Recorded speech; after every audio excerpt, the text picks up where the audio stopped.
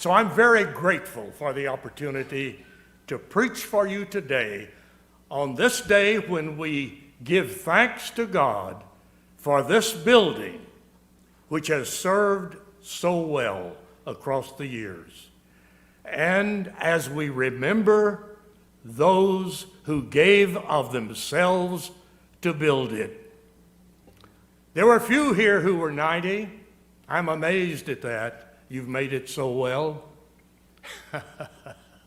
But it was likely your grandparents, for most of you, or your great-grandparents, who were the ones who actually built this church. And I'm thinking of them as I ask the question, which is the title of my sermon, why in this world did they build this church?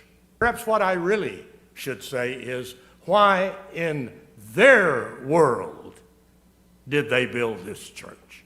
The world of 1932. Kilgore was transformed from a sleepy little country community into a bustling boomtown with the discovery of the East Texas oil field.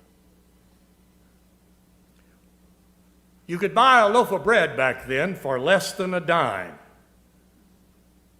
But many people didn't have a dime to their name. Hunger back then was not something that was happening over in Somalia. Some people were so hungry right here in East Texas, and their children were so hungry that they never forgot about it for the rest of their lives.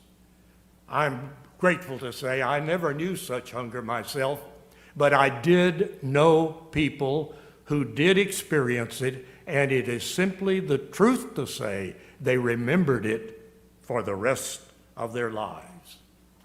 But here in Kilgore, poverty was being overcome, at least for some, by great wealth with the discovery of oil. This was a boom town. But the boom was not always pretty. One history of the time says, honky-tonk bars sprouted all around town.